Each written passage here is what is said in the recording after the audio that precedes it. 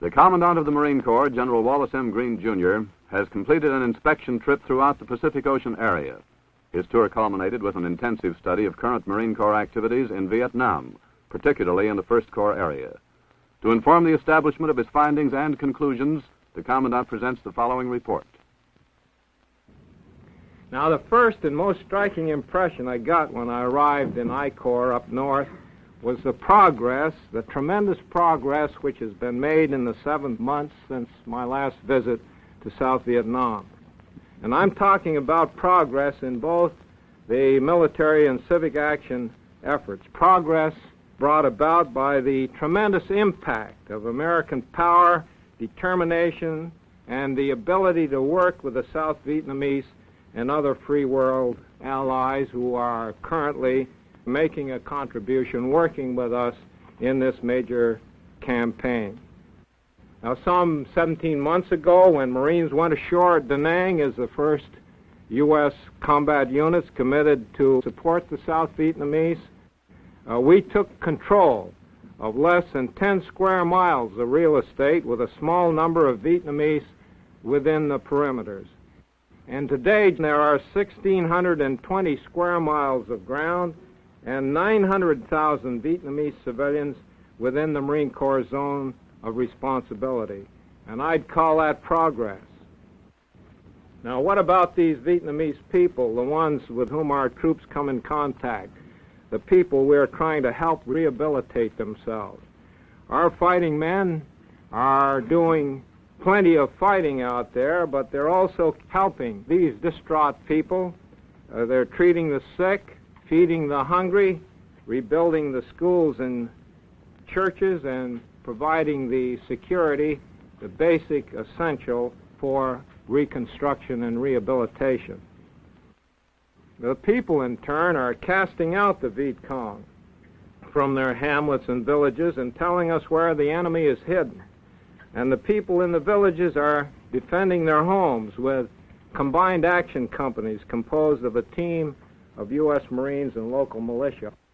The success of these combined action companies has surpassed our expectations. There are over 40 of these units now operating in our area, and we expect to have a total of about 75 by the end of this year, which not only contribute immeasurably to our civic action efforts, but also provide another effective way to get at the guerrilla and destroy him. We really have the key to this problem, believe me. This kind of operation, under the heading of Clear and Hold, begins as a military effort with Marines completely encircling a village and routing out suspected or confirmed enemy. And once this is accomplished, we provide the villagers assistance in the form of medical care, food, and other necessities. Meanwhile, the fighting goes on with hundreds of patrols and ambushes day and night, and frequent larger engagements with both VC and North Vietnamese main force units.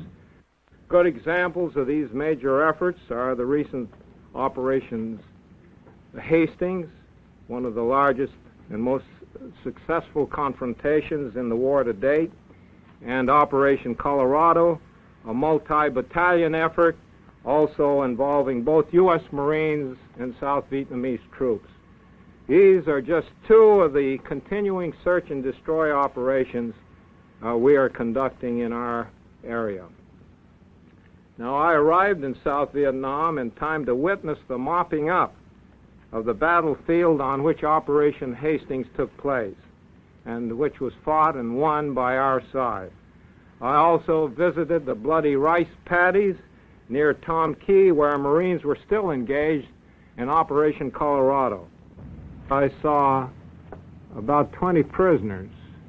They had good uniforms, they looked well fed, their arms were good, they seemed to have plenty of ammunition, and they fought well.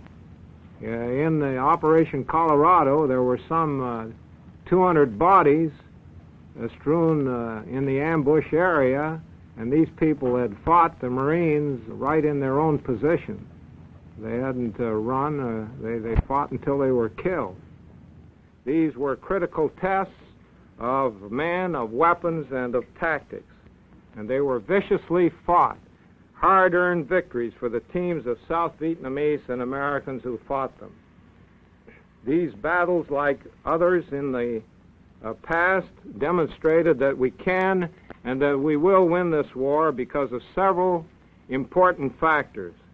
First, the spirit and the idealism of our fighting men. This is the thing that strikes me every time I go to South Vietnam. The spirit, the idealism, the belief in what they're doing that our young Marines have. And then the second factor, the flexibility which the helicopter has given to our forces and which has once again validated the vertical assault doctrine which Marines first tried out back in the Korean War. The close air support, the specialty of our Marine air arm, the pinpoint pounding of artillery and naval gunfire, which brings down on the enemy vastly superior supporting fires, and then the overwhelming strength of American industry, which has responded without hesitation to the demands of this war, and the conviction that victory really requires dedication to two principles: the destruction of the enemy and the restoration of a peaceful life for the people. Now, I want to also comment on something of a special interest to me as Commandant.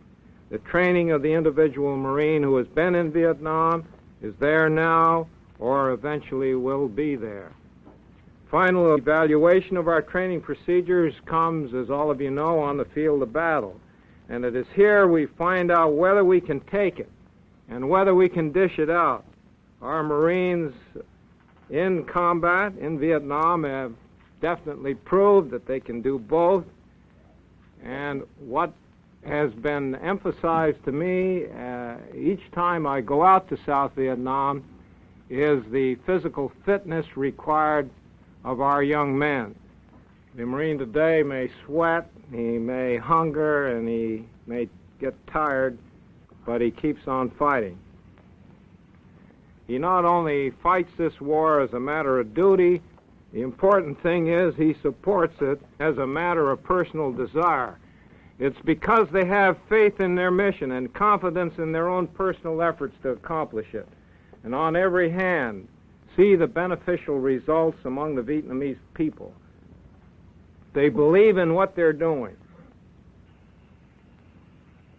I'm more convinced than ever from this latest visit of mine to South Vietnam that we can indeed win this war, especially if the people here at home display the same character and determination that I saw out there in South Vietnam.